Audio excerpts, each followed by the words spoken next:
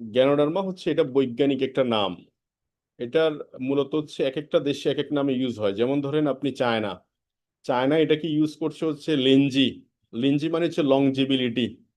আর Japan এটা use করছে হচ্ছে ঋষি। ঋষি মিন্স হচ্ছে ঐশিক, মানে ওরা মনে করে যে ঐশিক প্রদত্ত একটা জিনিস। আমরাও মুসলিম ধর্মে যারা চর্চা করি তারা দেখা যায় একসময় জানতাম যে মান্না সালোয়া আসতো, মানে একসময় খাবার আসতো উপর থেকে।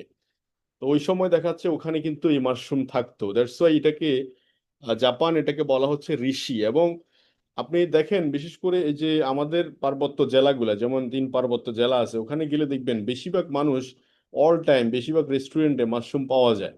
কিন্তু ওই মাশরুম আর এই ডিএক্সএন মাশরুম এটার মধ্যে পার্থক্য হচ্ছে এই মাশরুমটা বেশিরভাগ ব্যবহার হয় থেরাপিউটিক ভ্যালুতে।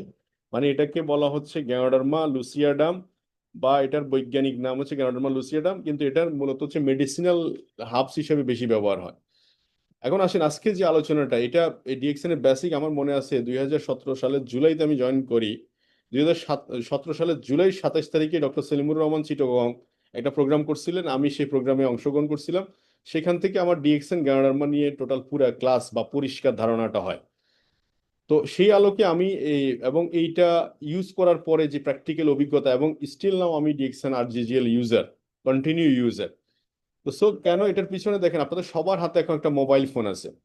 তো আপনারা যদি গুগলে একটা সার্চ করেন দেখবেন কিং অফ হার্বস, যদি শুধু কিং অফ হার্বস লেখেন সেখানে দেখবেন Ganoderma the king of herbs.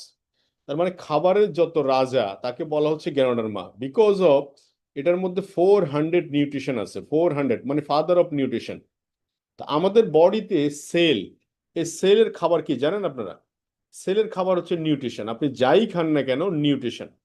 বাইরের কান্ট্রি মানুষগুলো যখন আমাদের সাথে দেখি বিভিন্ন সময় ব্রেকফাস্ট করতো, খাবারের মেনুতে অনেক খাবার থাকে কিন্তু দেখতাম যে ওরা একবার ঘুরে দিয়ে আসতো খাবারের টেবিলে।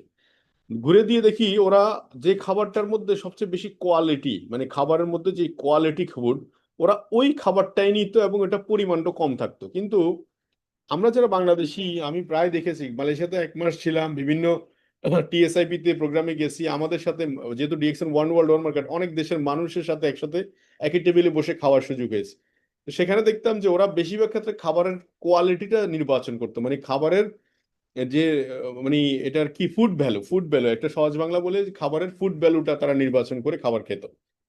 আমরা কিন্তু ওইটা না, আমরা শুধু মুখের টেস্টটা পছন্দ করতাম যে খাবার দেখতে কোনটা লোভনীয় আর টেস্টটা কোনটা। তো সো ডিএক্সএন ক্যানাডার মধ্যে কিং অফ হার্বস, এই জন্য এটার স্পেশালিটি একটু আলাদা। Number one. নাম্বার টু হচ্ছে এটা মাশরুম গবেষণা ইনস্টিটিউট বাংলাদেশে আছেন, জানেন কি? এই মাশরুম গবেষণা ইনস্টিটিউট কিন্তু এটা জাপানি এক ভদ্রলোক কিন্তু এটা প্রতিষ্ঠা করে।